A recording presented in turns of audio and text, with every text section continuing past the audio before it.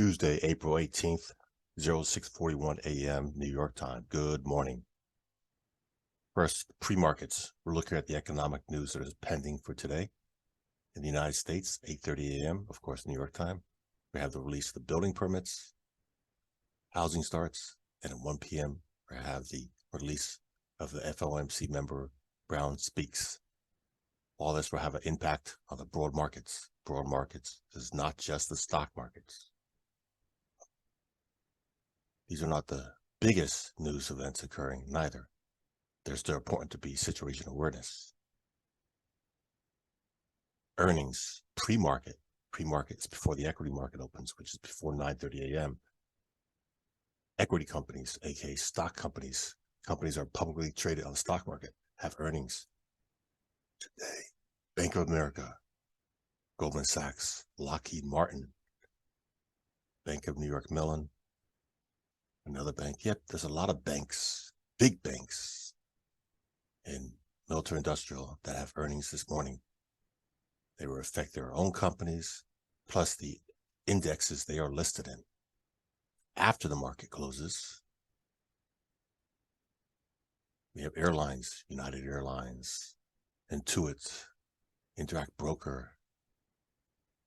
We have quite a few more banks. There again, there's many more. I'm just listing here some of the big major ones. Many trade opportunities. Looking here at the futures market. What's another name for futures, people? Give you 3 seconds. 1,001, 1,002, 1,003. Yep, correct. It's also a derivative. It's one of many derivatives. There are different derivatives. Assurance is a derivative. Options are derivative. The futures market's a derivative. We're looking here, intraday charts. First, the S&P 500 futures. Again, futures, difference from stock market. Futures trade nearly 24/7.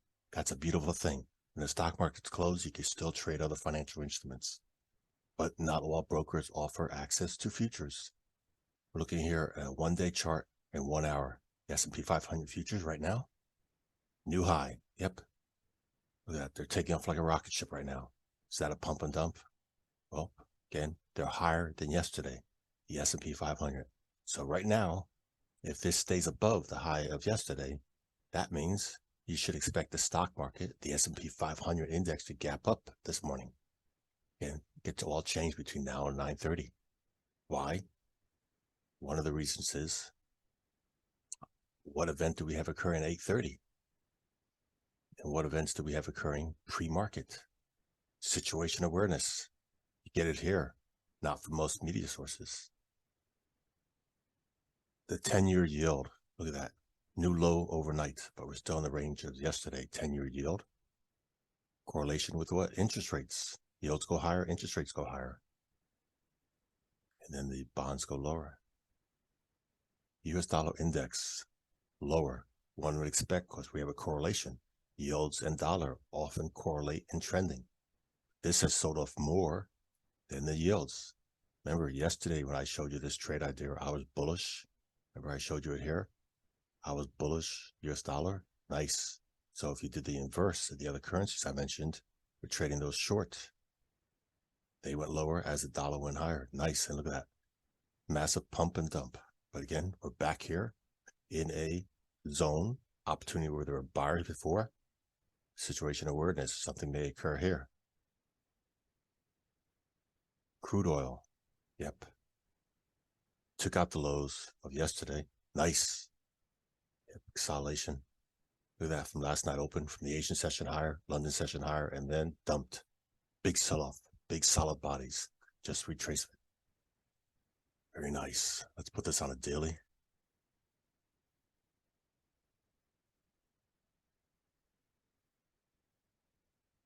Look at that daily.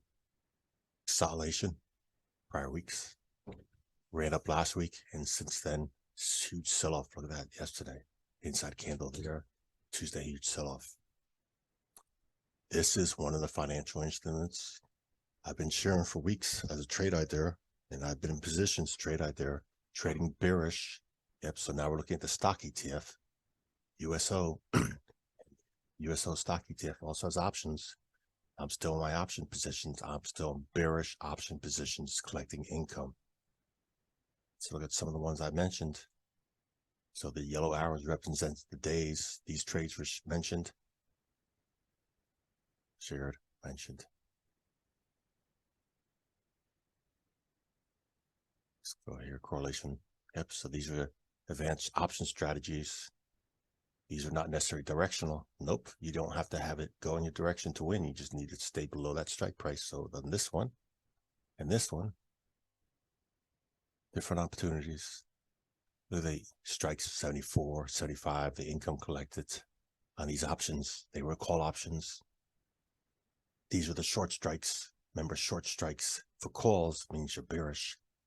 So we're still below 74, still below 75. So these are in gains. And they're not profits till we close the trade, but in gains, and they expire soon. Yep. May 19th, May 26th. Very nice. And money management, I am not staying for max profit. I have targets on right now to close between 30 and 50%. Excuse me. They are working out nice. Let's queue up natural gas. So natural gas, look at the daily chart. It's inverse. Yep, it's trading higher. We have crude oil, again, energy, crude oil trading lower. We have natural gas trading higher. Again, this was trade ideas, bullish trade ideas I shared with you. They were using the stock ETF, UNG. UNG, also trading options. And bullish strategies, we were what? Selling puts to collect income. We needed the stocks to stay above the short strikes. And look at this, nice gapped up yesterday. Very nice. Remember, equity markets do not trade 24/7, but we have the futures market that's trading right now. So look, this is higher. I'm going to put it, it's higher than yesterday. We'll put it on a 4-hour chart. So the futures right now is higher. The natural gas future is higher now than it was yesterday. So one would expect if futures stay above the high of yesterday, then this stock ETF should gap up higher than here. So those short puts we have would be making more gains. Very nice. Gold. Gold is inside the range of yesterday. But again, here's the Asian session, London session. We are making highs, trending up. Let's look at the gold futures on the daily time frame.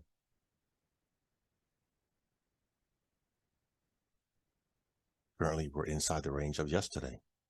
Yep. So Tuesday, Monday, Sunday night open. Down here, big wicks. Let's put this on the intraday. 1 hour. Back to the 1 hour.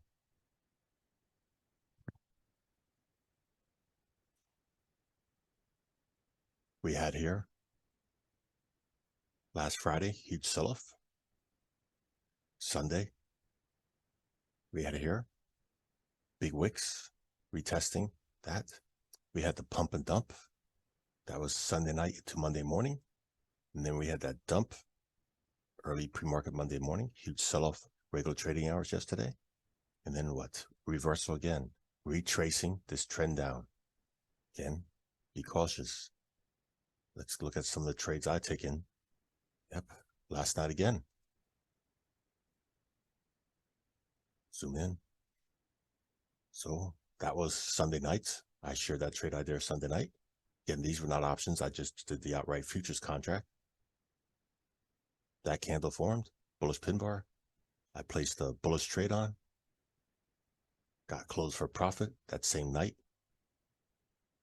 Thank goodness I closed there because we had that huge sell-off.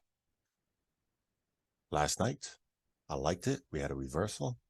I put position on, again, buying future contracts. Placed it on. It was a nice pump, ran up, closed it here. Originally, my original target was 2015. I closed early. Yeah. I just felt like I was happy with the profits I made. Gains I made, so I closed them for profits. And then, thank goodness I did, because I had that red candle.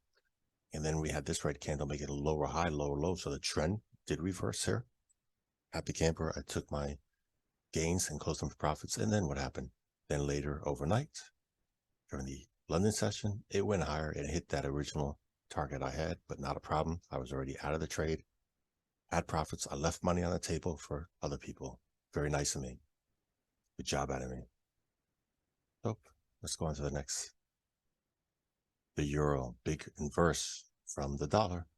Look at the euro trending back up from there. British pound, new high, took out the high yesterday. Remember, these currencies you could trade in the futures market, the Forex market, the equity market. Yep, and they also have options on them. Australian dollar, new high. Wow, big reverse what has been past few days. Not a surprise. Why? Commodities, Australia, New Zealand, what are they? Heavily invested in commodities. So their currency has a big reflection on currencies. Gold, crude oil go up, those kind of currencies have a correlation. Canadian dollar, not as strong as Australian dollar right now.